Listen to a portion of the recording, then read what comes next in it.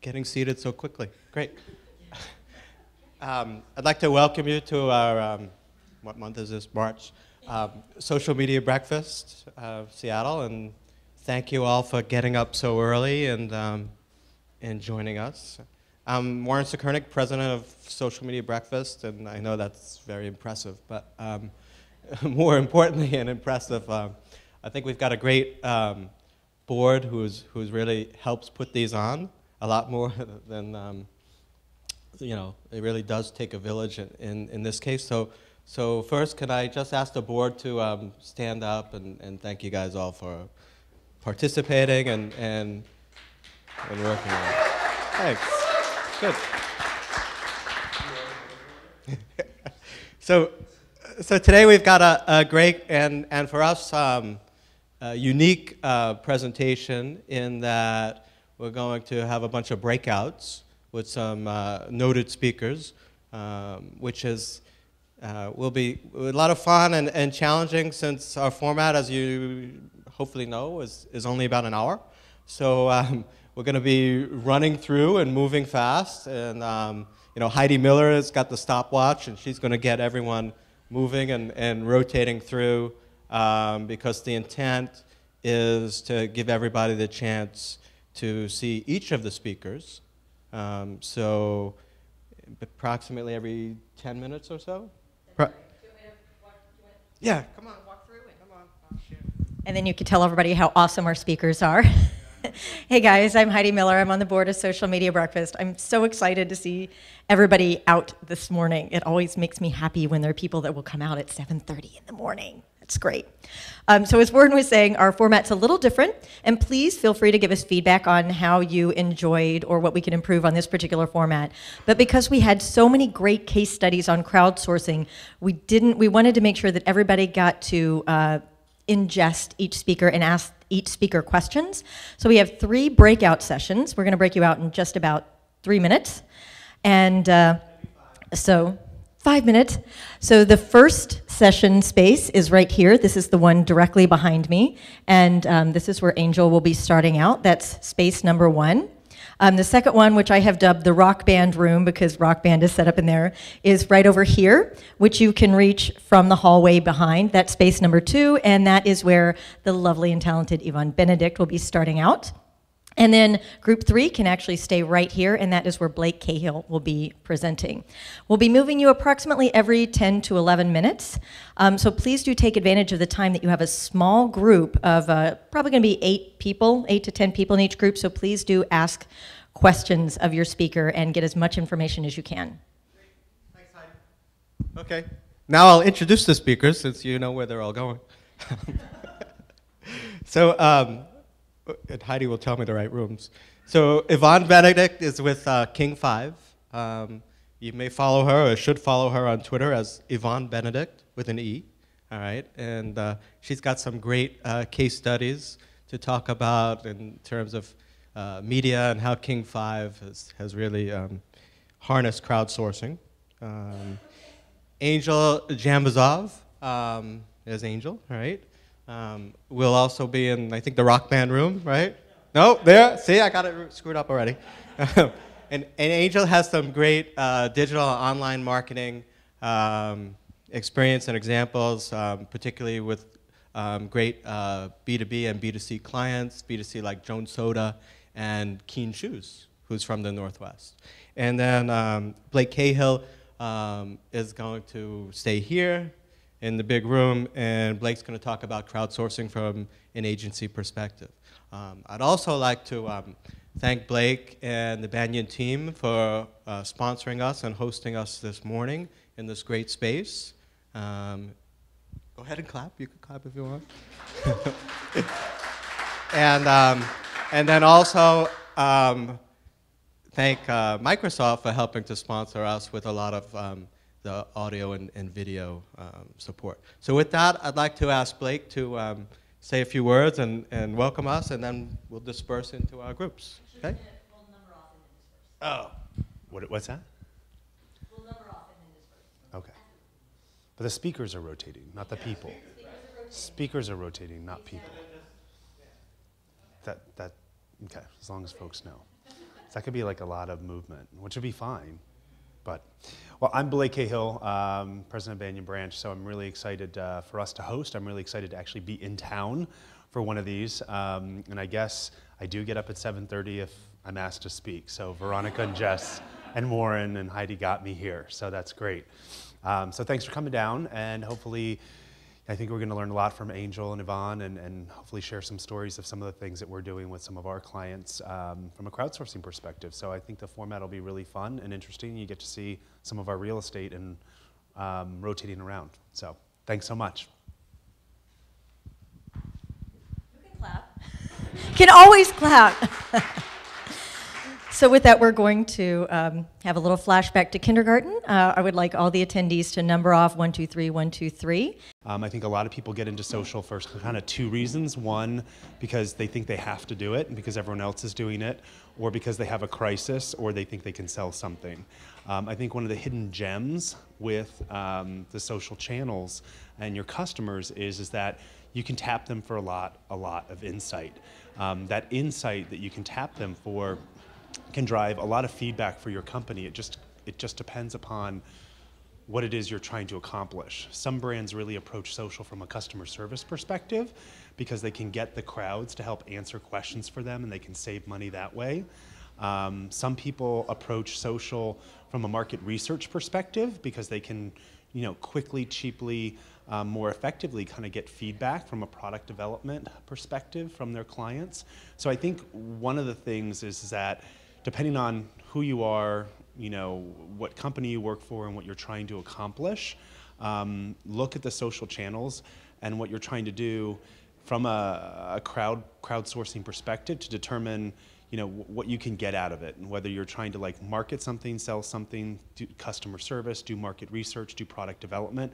I think the crowds can help you do a lot of those things at a low cost perspective that's different than potentially how you've traditionally done business.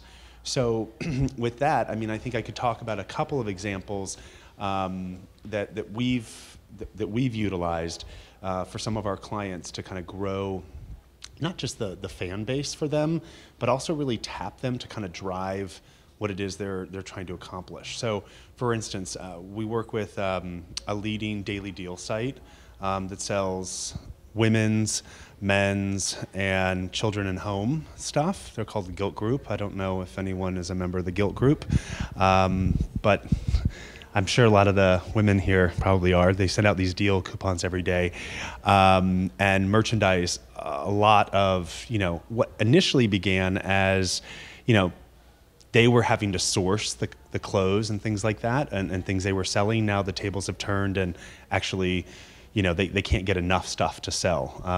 They're like 600 million in sales in about 24 months and growing really rapidly.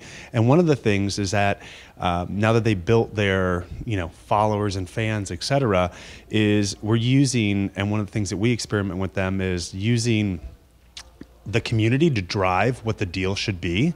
So asking actually, what would you like to see merchandised? And so then they're taking that feedback from all of the folks and going back to the retailer and saying, Tom's shoes or Prada or whoever, we'd like to see this featured. And then one of the metrics, because we're always focused on, what is the metric for measuring the success of social. In that realm, the most important metric for them is how quickly the deal sells out. So, a lot of people are like, well, how do I measure social? How do I measure social? For them, using the social channel to amplify a deal or who's participating in it, if it normally takes them, like on QVC, 35 minutes to sell out the Tanzanite ring, we're able to track, when we do the social amplification and sharing, how quickly the deal actually sells out. The faster something sells out, the more effective it is for them versus having merchandise. So social is measurable. It just depends upon what you're trying to do. For some other clients, you're always looking for kind of broad-based participation for building kind of passionate fans or sharing experiences. And, you know, when you approach that from a marketing perspective, you shoot corporate video or product videos, or everything kind of comes off very corporate-ish. And so we have another client who is at a cruise line, and, you know, they want people to be passionate about, you know, the trip they went on and share photos and kind of share their perspective of the trip. Because I think something happens when a marketer or a brand tries to film the experience or capture the moment. It's very hard for it to come off as kind of genuine. And genuine is maybe not the right word, but what the people experience. It's hard to get that perspective. And so they basically gave us a bunch of their stock photography, a bunch of their corporate video, and we're like, well, we'll do what we can with it, but like merchandising this on your blog and people aren't going to care about it, just doesn't work. So we deployed like a photo contest, and literally within about 30 minutes, we had 35 photos submitted from folks, and they're actually crowdsourcing the collection of all these people's experiences. And if you collect enough of that, all these trips and pictures and visions of, you know, when people went to the Mediterranean or Costa Rica, or it's a whole different image of the brand than like the brand shooting what they see as the most important from the trip. So again, like how much would it have cost them to go capture that corporate video, which never would have worked in the first place? Would have probably been tens and tens of thousands of dollars, versus in 30 minutes creating this channel for people to like basically upload the video and the experience. And that's an ongoing thing. So hopefully all that imagery pulls in and helps to transform the way they merchandise their brand.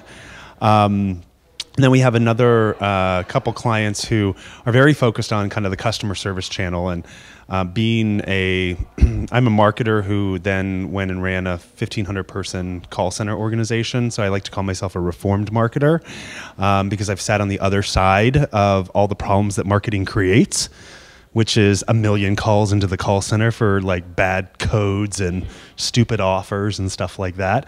And so I think one of the greatest opportunities for not just return on investment for brands, but also for customers is the social channel. It levels the playing field for customers to really, you know, be able to voice what they love and hate about a brand. And especially if you have problems in customer service, it can typically be very, very amplified. And there's a lot of really great examples of Comcast and other folks who have really, really heavily leveraged the social channel in order to solve customer service problems. And if you really think about it, there's two pieces to return your investment there. One is the crowds can answer your questions. They can point people to the knowledge base. They can point people to how to fix something. And if the crowd actually resolves your issue and you didn't have to take that call, an onshore call is anywhere from probably $25 to like $60 for a U.S. American worker to process. It could be as low as 5 to 12 if you offshored it somewhere. So every time one of your fans answers a question on your behalf, that saves you money. And then the other thing is, people can typically, within the contact center, process more social media inquiries per hour than they could like a phone call, et cetera, if they're pointing people to the right thing. So there's a return there. Plus, that's all public. Every time you solve something, everyone sees that. It all aggregates up, and it's like love for the brand. So there's those opportunities as well. So I think there's 3 examples, one in sales, one in kind of merchandising and helping change brand awareness, and one in customer service. That those are all areas that I think we're seeing customers try to figure out how to leverage the crowds in order to kind of change perception of their brand, make money, and, you know, leverage the channel in appropriate ways. So I'd say it's out there. You just have to really step back and try to figure out what it is you're trying to accomplish. And before you jump in, like kind of have a strategy and know what sort of your end goal is and what you're going to kind of do with the content once you know, potentially like launch a program. So I'll take some questions. I know we have a couple minutes. Go ahead, Carl. Yeah. When you're crowdsourcing photos, and I don't know how that happened here, do you give photo? When you're crowdsourcing photos, do you give photo credits to the people that you're taking the photos from to create that sort of feedback? And Absolutely, yeah. I mean, give as much credit and love as you can to the people that created this material, for sure. Absolutely. Hi. Which platform did you use to run the contest? Was it something like Wildfire or another one in terms of collecting the photos? Yeah, good question. We've used a number of different applications and tools. I mean, we've built stuff out with Buddy Media. We built our own tabs. We've used Wildfire. We've used a number of different things. So within each of the different platforms, we have different kind of tools, tactics, processes. So there's no one tool or product that solves everything for you. It's either homegrown or partnered in order to do it a lot of times. Oh. The Gong. The Gong. G-O-N-G. Yeah.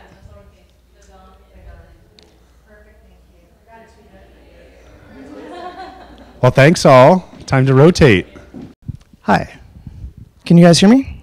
Okay, good. My Twitter handle is my last name, which is DJAMBAZOV as in Victor. So I'm just going to jump right in the middle here because 10 minutes goes by really quickly. The main client of mine that I'm going to talk about during this presentation for crowdsourcing, specifically because the kind of things that they do fits very well into this, is Jones Soda. So Jones, as you guys hopefully know, is a local company, been in the custom soda business for a long time, since 1987. When they first started, Jones's motto was, we don't want to be just another soda brand, right? Because we already have Coke and Pepsi, we're not going to be able to ever compete with Coke and Pepsi. So how are we going to make our brand different besides doing funky flavors? Because right off the bat, they did, bubblegum flavor and turkey and gravy and those kind of crazy flavors that they became known for. Other than crazy flavors, how are we going to get people to buy turkey and gravy?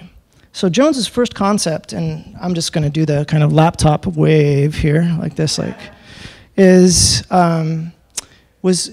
were the first soda company to really use the label as a canvas, right? Where the label itself became the canvas and got people to the Jones Soda buyers, the people who are interested in Jones, to submit their photos, their art, to be on a Jones Soda bottle for national distribution. So this was the idea that since the label was as a canvas, suddenly you have people who become owners of the brand, right? Because it's their photos.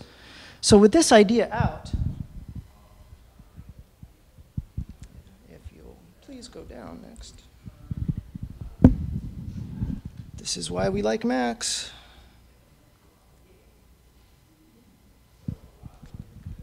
There we go. The consumers started submitting their photos right away. And if you notice, the consumers who buy blue bubblegum will submit the kind of photos that you want other buyers of blue bubblegum to have, right? There were almost immediately photos that match with the Jones Soda brand right away. And Jones has been doing this for a long time, again, since 1987.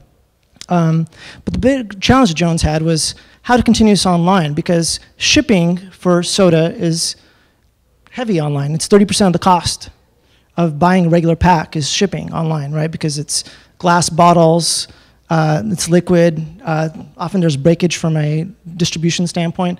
So how do you get people to buy into buying soda online and paying that extra 30%?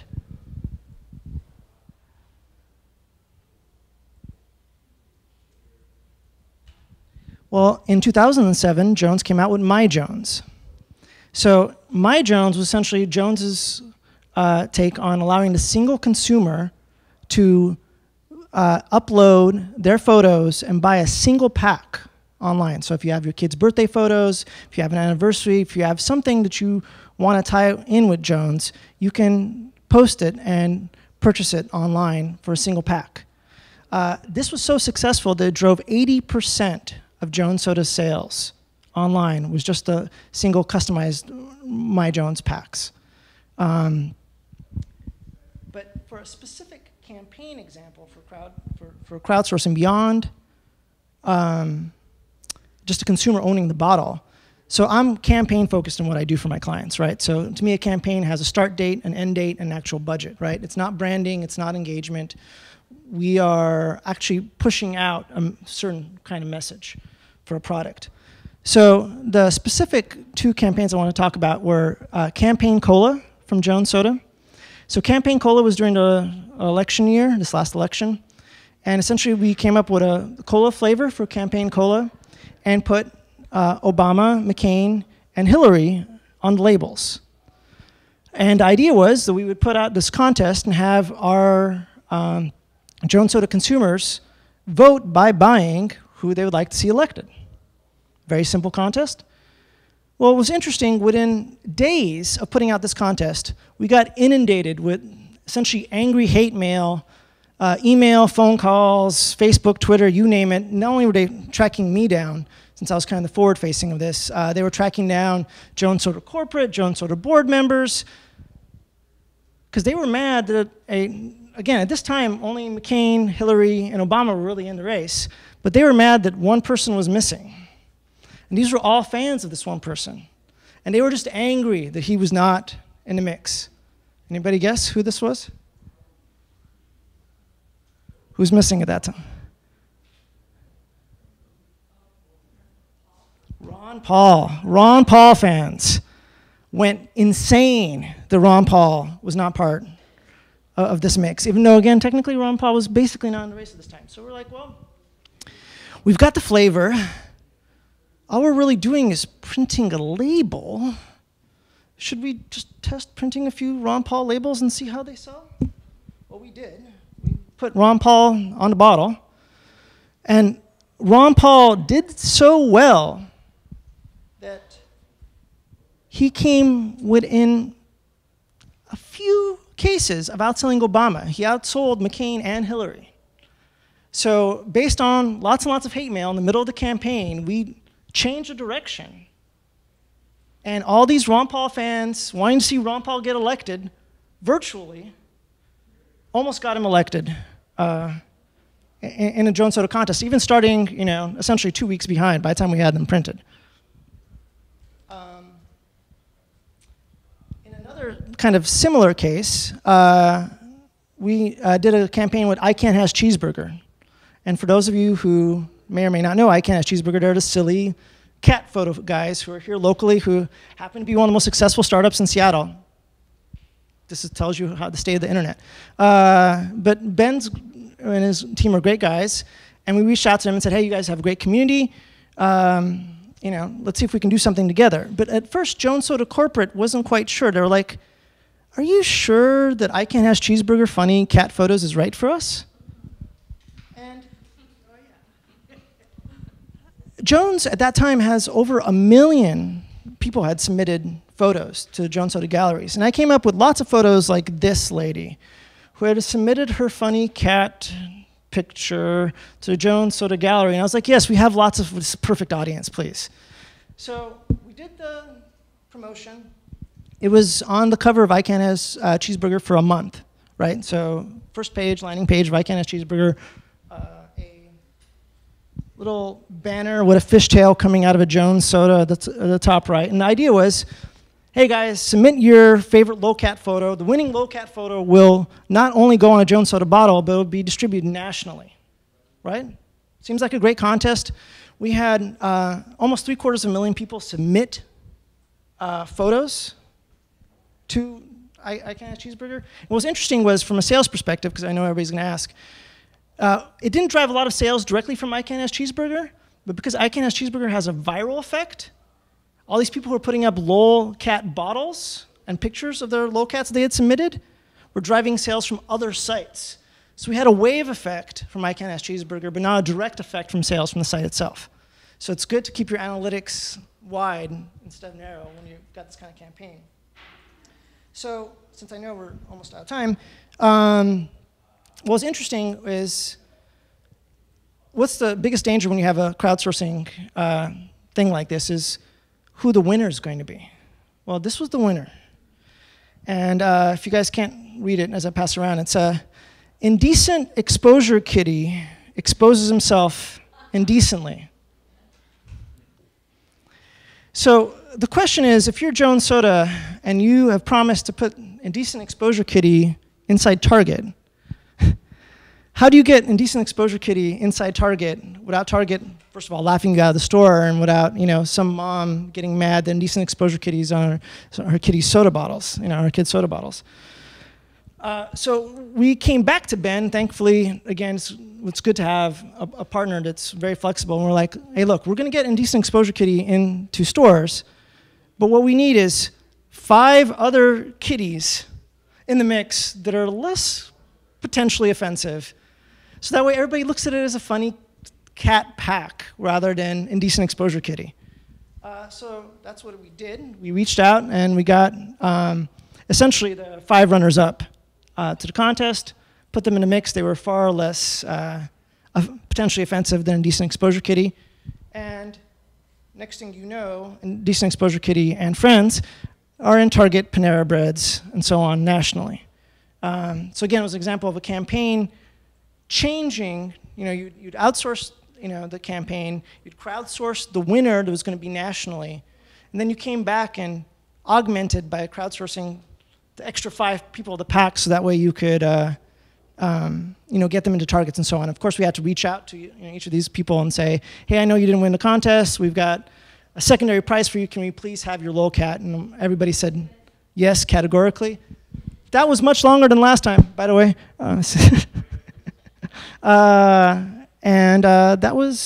Those were the 2 main examples. So I just want to open up for questions since we got 2 minutes. See if anybody's got questions about those examples. So sales? How much did they sell? Well, of the 2 of them, Campaign Cola sold a lot more than the I Can Ask Cheeseburger.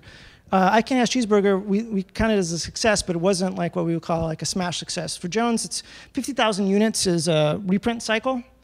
So I Can Ask Cheeseburger got reprinted twice. So it was 100,000 units, but it wasn't what we would consider an absolute smash. But considering that we managed to get it in stores and move those units enough for 2 reprints, we were happy with the success, and that the cost for I Can Ask Cheeseburger was very minimal, because it was essentially the CPM cost of the first month, and then the rest was just proceeds from other sites that we didn't have to pay for the CPMs for.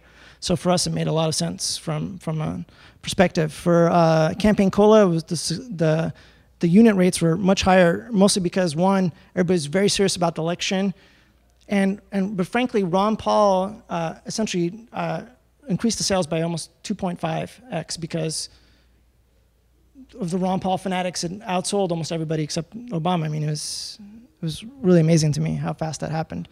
But again, since the cost for us was a single landing page with a voting system that tied into our shopping cart, I mean, there was no other cost to us because everybody was so excited about the election, they just picked up the ads for the soda. So we spent no extra money besides the printing.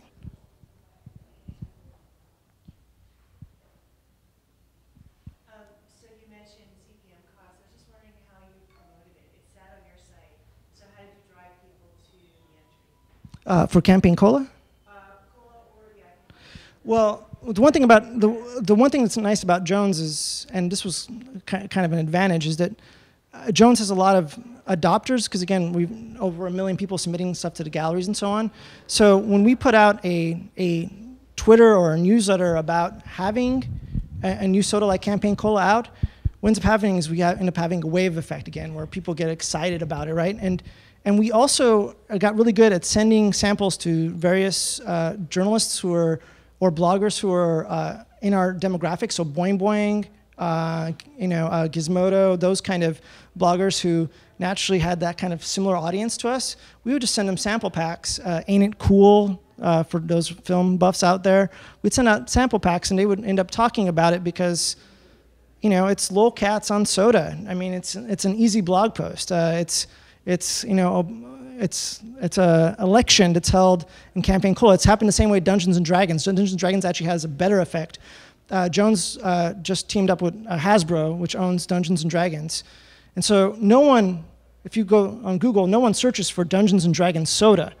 But if you put Dungeons and Dragons in places where people are playing it naturally, either by putting up a forum post or sending it to a blogger, they will disseminate that information very, very quickly for you. So the fact that the product itself was almost viral helped us a lot more than we would have had to struggle a lot more if it was just more of a niche product that didn't have that kind of viral property.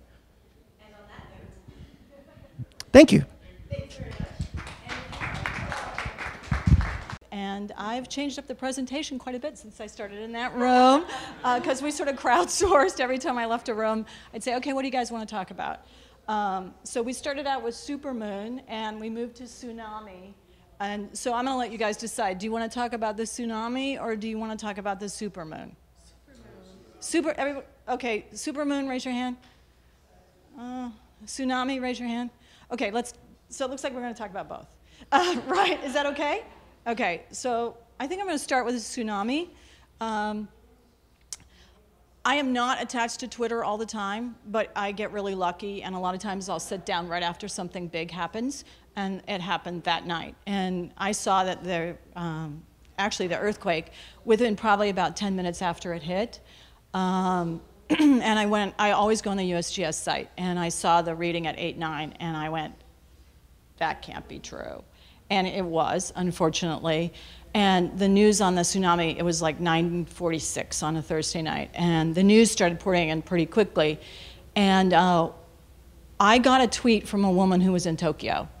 And she says, I believe she said she was on the 19th floor of the hotel. And she had Twitter, but she didn't really have good access to what was going on. And she was asking me a lot of questions. And so I was saying, I was telling her what I knew. At the same time that I was talking to her, I was monitoring various news sources, because it just Twitter and Facebook and the web just blew up. And fortunately, I'd had an experience previously with a smaller quake in Japan, and which caused a tsunami in Hawaii. So I knew some reputable websites to go to. NHK was the first place I went, which is the Japanese state-run TV. And I knew that they did live broadcasting. So, I was trying to just sort of keep up, and I was watching the video come in, and I was directing our followers on Twitter and Facebook to NHK. And then we started getting news that this was going to maybe cause this tsunami here on the West Coast.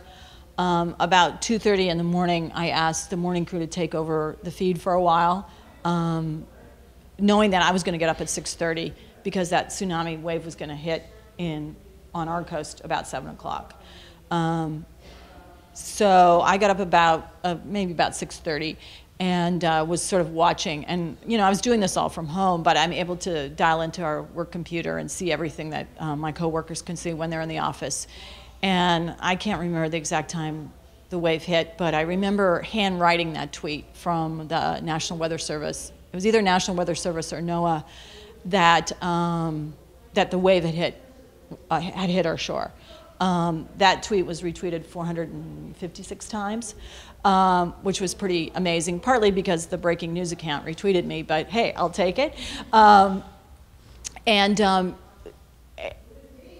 It isn't really crowdsourcing, but the fact that this person had spoken to me and was in Tokyo, and that I was sort of like looking at all these services, and then of course people then started talking and saying what was going on in their neighborhoods and asking a lot of questions. And it was later we used this experience, the same woman who had spoken with me in the hotel, we eventually did an interview with her, I think when she was still in Japan, on Skype, because she wanted people to know she was okay. And it was just a really good sort of experience, a bad situation, but amazing way that people sort of came together to share information. And what I told the group in here is, during a situation like that, there's a lot of information, and a lot of it is wrong. And so my job at that point is to sift out what's wrong and what's right, and also to not overwhelm people.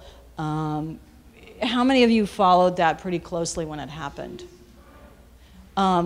Did you feel like you kind of knew what was going on, or Did you feel like overwhelmed? Did you feel like it was hard to sift through what was really happening, or did you feel like you were doing okay? I'm sort of crowdsourcing this. It was just scary to watch it in real time unfolding. I had my phone in my lap and I was watching television and going between Twitter and the TV. I felt like it was unreal. But it was Right. right now. Right. Colin, did you hear that? Oh, I guess not. She said she had the phone and the TV on, and she felt that it was scary and unreal. And, you know, where I was sitting, I kind of felt the same way. And in a situation like that, when people were talking to us on Twitter and Facebook, it actually really helped me in sort of a psychological way, because I realized that we were having this sort of shared experience. Again, not crowdsourcing, but a shared experience that we had because we had these communities already in place. And, you know, one thing I guess this is crowdsourcing, is then I was having people send me links and directing me toward feeds. Like Al Jazeera was doing a live feed, and I figured that out because someone said, hey, you might want to tell people Al Jazeera is live. And in a way, that's crowdsourcing. You know, pointing me to information. I'm one person sitting in my house.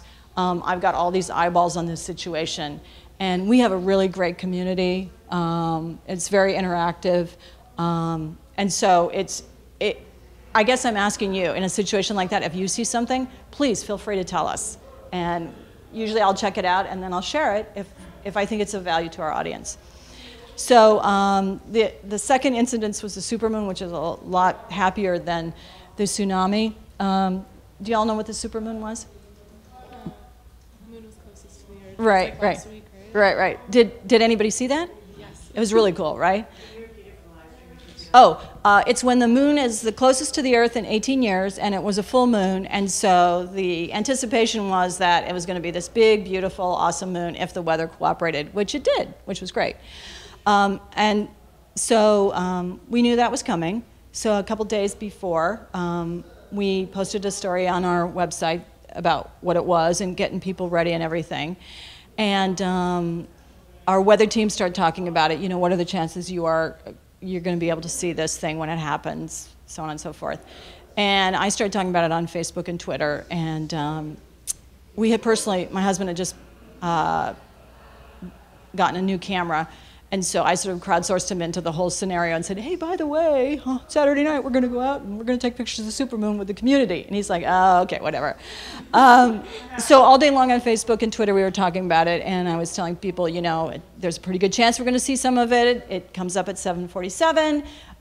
Let's do this thing. And when you do it, send me your photos. Either upload them to our website, by the way. Oh, I'm sorry, you have to register, but that's kind of cool. Or tweet them to me, or put them on Facebook. And we had a preview story on our website that day that was put into place so that I could then add photos. Our CMS is web-based, so that I could add the photos from our house as they came in. Because there's no sense in asking people for photos if you're going to spend, it's going to take them 2 days to see that, right? They're not going to want to do that. So we live on the east side. We went out, and I could see the glow on the horizon. And so I tweeted, if you're on the east side, look toward the Cascades. You're going to see the glow. And by then, the Twitter feed blew up. We all took pictures. I posted the slideshow. It got a lot of hits. It was really cool. You're safe because everybody else is coming here. Oh, okay. Okay, so it was really cool. And again, it was really cool because our community was in place. And the key is to have your community in place ahead of time. And when your community shares, is to then recognize that they're sharing. The next day, someone said, oh, the slideshow is really great, but my photo didn't make it. And I said, oh, yes, it did. And I immediately added her photo. And some of the photos were amazing, and some of the photos were okay. But you know what? Everybody got in. It was all inclusive. So that was pretty cool. Anybody have any questions? Jess? Oh, okay. Okay. Well, I have a question for you. What would make you all want to share something with somebody like King 5? What would be the most important reason? What would be your motivation for doing that? Relevance. Relevance? Like if you were at the scene of a news story? Yeah, I think it would be a little bit more important if it was relevant not only to me, but the community around me. I know a lot of people just share. And that's sort of intimidating. It can be really intimidating just sharing something with King 5, for me at least. Okay. But it's nice to know that someone is actually reading that and parsing through it. So I think making it seem like it's more relevant to me to share. So, like, for instance, with the supermoon, or like having a sort of an assignment. Yeah, having like an assignment, like this is, we're all gonna do this together, rather Right. than just me walking down the street seeing, I don't know, like a crime happen and then being like, hey, look at this crazy crime. I'd rather have it. But please share that, okay? Whereas I'd rather be like told like, and then we're all gonna do this together and you're not alone and we're all here. And so then if we all do that together, then the next time you see the crazy crime, you know we're all together from this previous incident, Yeah. and you're more apt to share the crazy crime. I'm more apt to share the crazy crime. And I'm not that's- gonna share the crazy crime first. I'll share the Right. supermoon first. Because you're now part of this community that Yep. shares, yeah. And I think that's the key, is that you have the community in place, and then when you do get the crowdsourcing going, one of my friends called it, that you share that whoever is the moderator, which would be King 5, shares that and recognizes the contribution that the community made. And so, for instance, when she said, oh, my photo didn't make the slideshow, I said, yes, it did. And I immediately put it on slideshow because she shared. And I need to recognize that, so. Also the feeling of being helpful, providing information to you so you can share with others. Right. Yeah, and you know, it's like we have a staff of 30 reporters, but when you join in, we have a staff of 30,000 reporters. And you may think, oh, that is not a big deal, but trust me, it's a big deal. It's a big deal. And it's not just a big deal in the information that you're sharing, but the fact that you want to be part of our community, you know, and it's pretty amazing, so, yeah.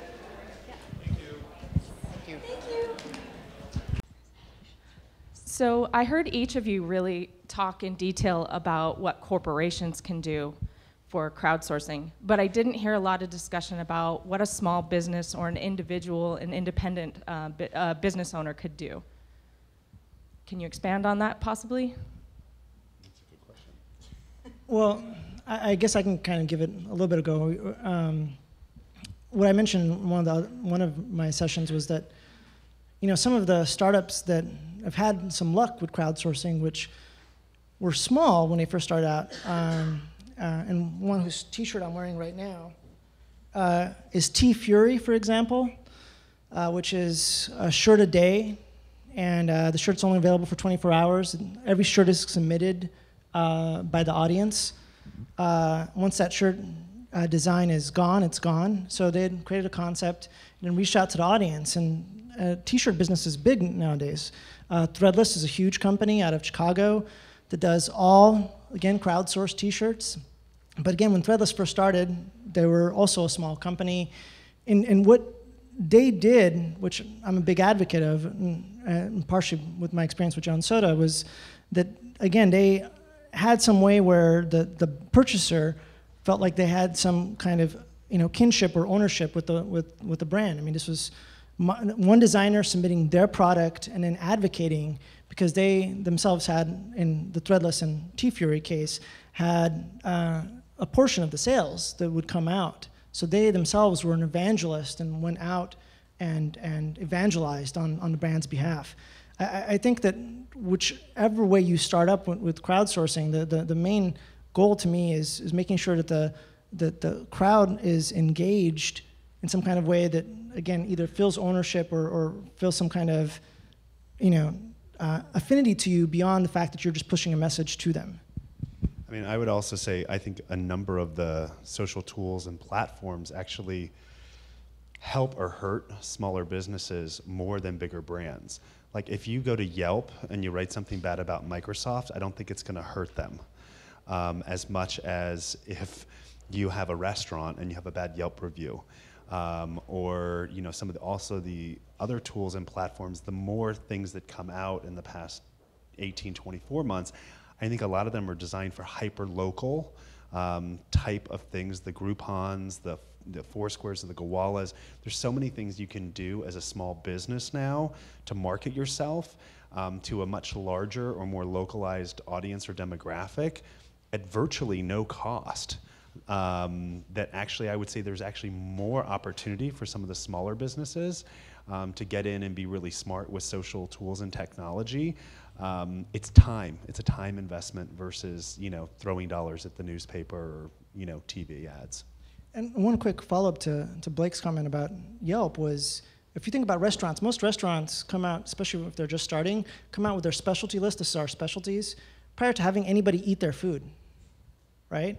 Well, if you notice in Yelp, especially because I'm a huge food snob, people will pick out what they feel the specialty of the restaurant is over time. And if you're a restaurant, if you're smart enough to listen to that, you should start changing your menu, especially if what you think is your specialty is really not your specialty according to your audience. Yvonne, did you have comments on that? I think what these guys said is great. Perfect. I think we have time for one more question. Do you want to wait for the mic from Sylvia?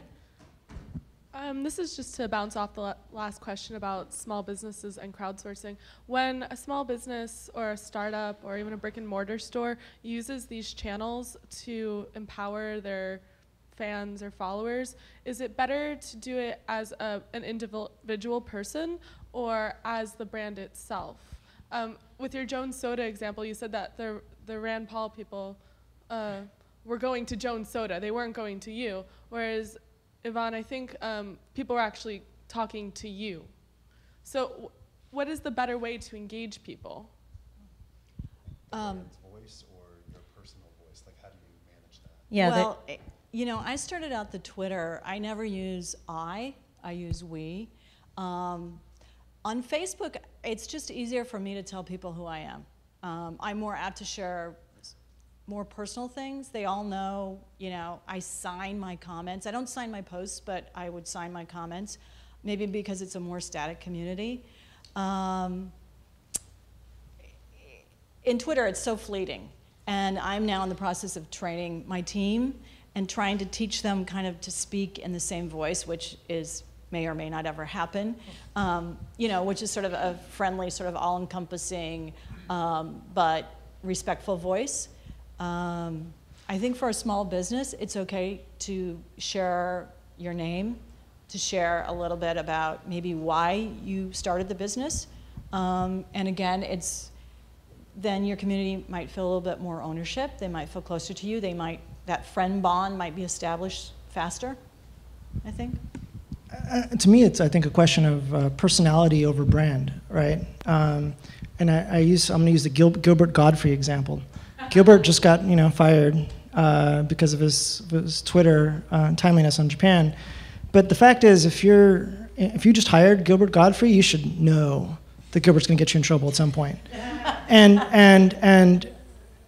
to me, it's depending on, you know, what voice you're pushing forward. If you're a small business, but you're a small business who's got a very, very strong voice and around a personality type, maybe you are a life coach or you're some other kind of small business where your personality is actually what's forward, I would go with your name because it's the personality you're pushing forward, right?